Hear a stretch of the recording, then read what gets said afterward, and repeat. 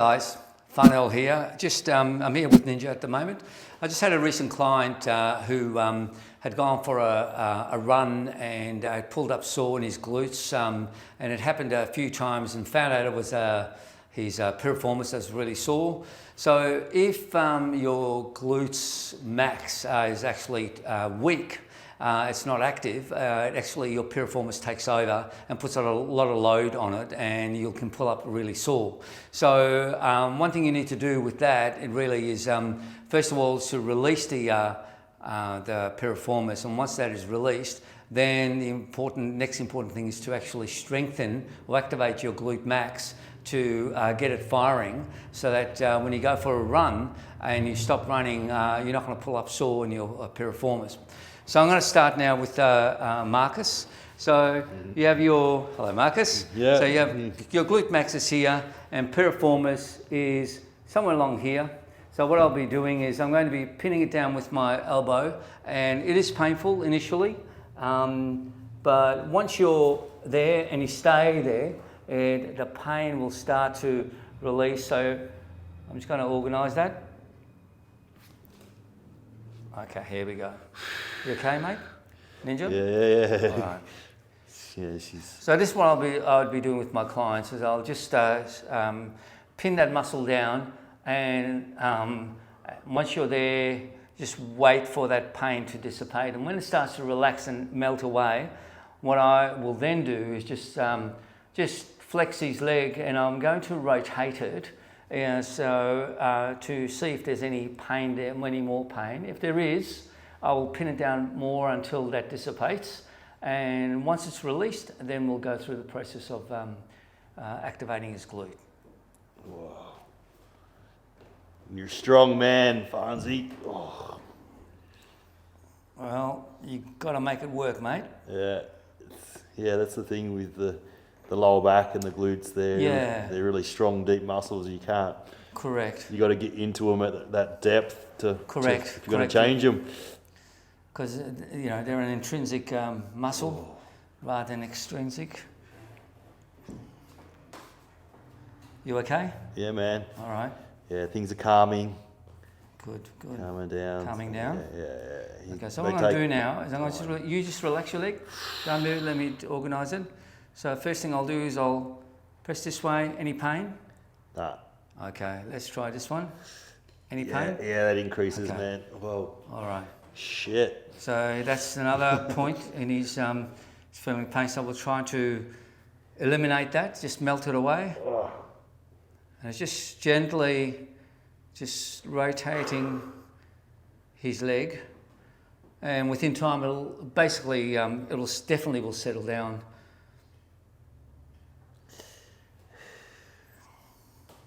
Okay. You're doing well, Ninja? Yeah, man. Okay.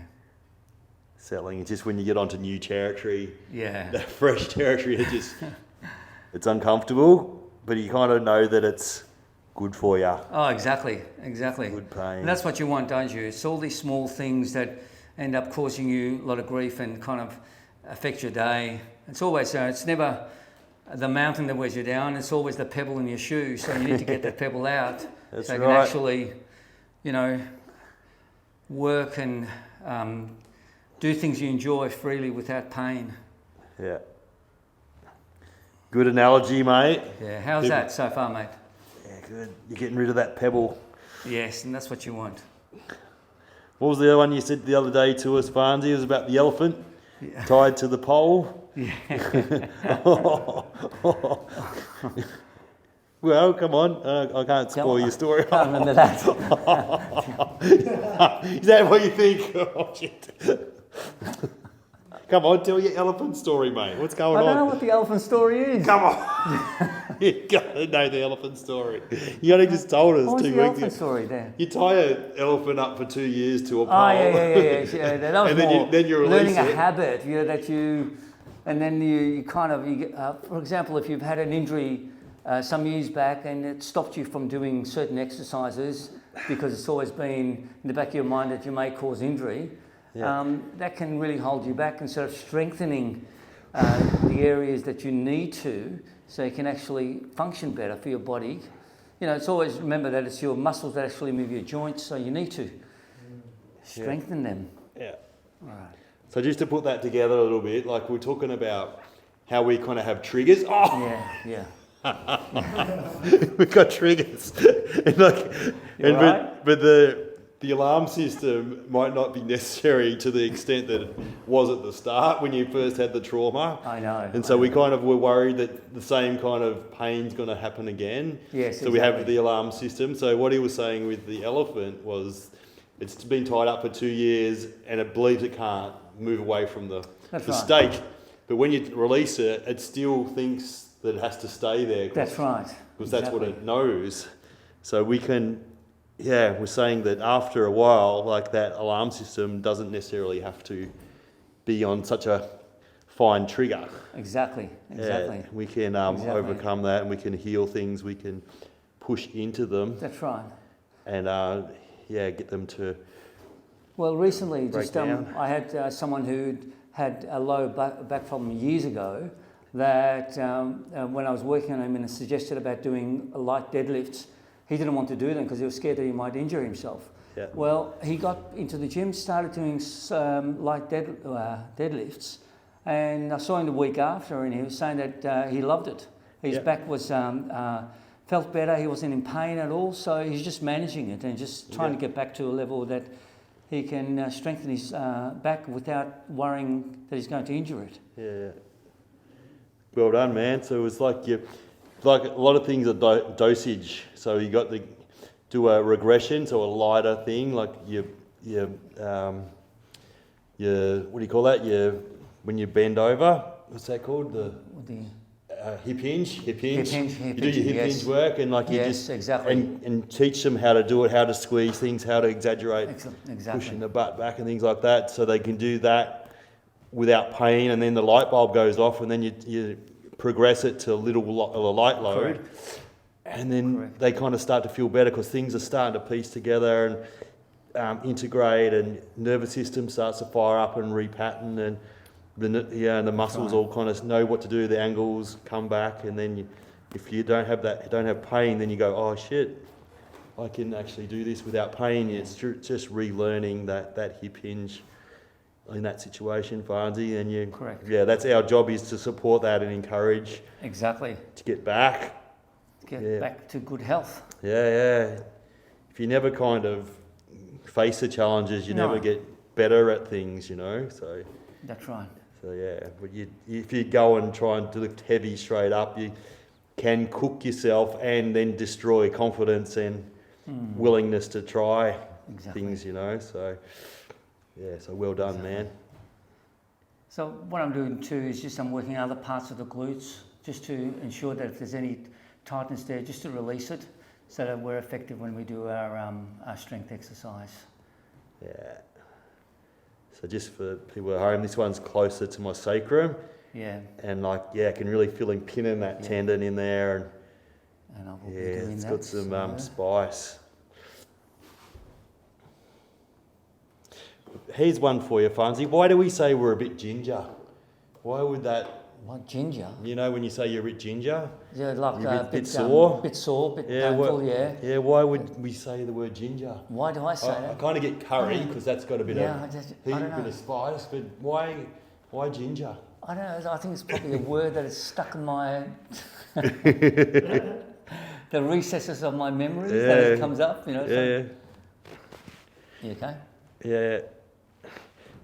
Elliot was telling me about the origins of the cold shoulder, and you'd think it would be like you're putting your shoulder up to not to let people in. He was saying no, it was when people came around that they didn't like to the house type of thing. They'd give them the shoulder of the pig.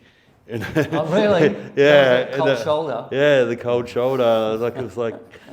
But they kind of got the message. So I was like, Elliot's good for all these kind of things. I thought I'd just throw you under the bus. Ask you why we say ginger. Maybe we can Google that. We didn't prepare for this. Maybe we should have a book of all these sayings and their meanings. Yeah, if anyone's watching, Google ginger and then put it in the comments. Yeah. All right. Wow. Such a relief. Right.